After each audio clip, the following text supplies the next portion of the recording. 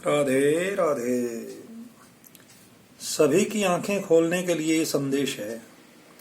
जो मंदिर गुरुद्वारा धार्मिक स्थलों से लंगर को अपने घर बांध बांध कर ले जाते हैं, ध्यान से सुने और कुछ सुधार करें।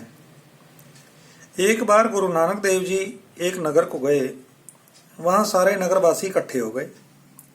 वहां एक महिला भक्त श्री गुरु नानक देव जी से कहने लगी, महाराज, मैंने तो सुना है आप सभी के दुख दूर करते हो, मेरे भी दुख दूर करो, मैं बहुत दुखी हूं। मैं तो आपके गुरुद्वारे में रोज 50 रोटी अपने घर से बना करके बांटती हूं, फिर भी दुखी हूं, ऐसा क्यों है? गुरु नानक देव जी ने कहा कि तू दूसरों का दुख अपने घर लाती हो, इसलिए दुखी हो। वो कहने लगी, महाराज, मुझे कुछ समझ नहीं आया, मुझ अज्ञानी को ज्ञान दो। गुरु नानक देव जी कहने लगे, तू 50 रोटी गुरु के द्वारे पर बांटती तो हो, पर बदले में क्या ले आती हो? वो कहने लगी, सिर्फ आपके लंगर के सिवाय और कुछ भी नहीं। लंगर में जो दाल प्रसाद बट रहा होता है वो ले आती हूं।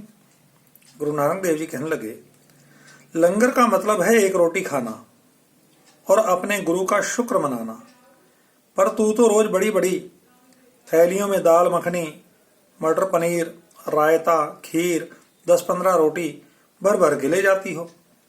3 दिन वो लंगर तेरे घर में रहता है, तू अपने घर में सभी परिवार को तो वो खिलाती हो। तो नहीं जानती कि भगवान और गुरु घर के लंगर की रोटी के एक टुकड़े में भी गुरु जी की वो ही कृपा रहती है जितना गुरु जी के भंडारे में होती है। तू कहती है कि मेरे बच्चे घर पर हैं, उनके लिए, मेरे पोतों के लिए, मेरी बहू के लिए, मेरे बेटे के लिए, इन सब के लिए भरपूर लंगर ले जाना है। सबको ये कह करके तू भर भर करके लंगर अपने घर ले आती है, पर तू ये नहीं जानती कि गुरुद्वारे में इस लंगर को चखने से कितनों के दुख दूर होने थे, पर तूने अपने सुख के लिए दूसरों को दुख दूर नहीं होने दिए, इसलिए तू उनके सारे दुख अपने घर ले आती हो और दुखी रहती हो। तेरे दुख तो दिन दुगने रात चौगने बढ़ रहे हैं, उसमें हम क्या करें बता? उसकी आंखों से पर्दा हट गया।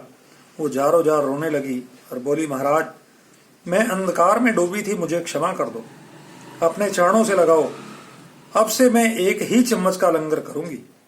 गुरु नानक देव जी ने समझाया कि इंसान अपने दुख खुद ही खरीदता है, पर उसे कभी पता नहीं चलता।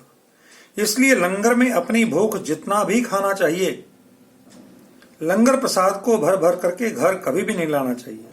प्रसाद का एक कण भी कृपा से भरपूर होता है, इसलिए ध्यान अवश्य रखें। हरि ओम।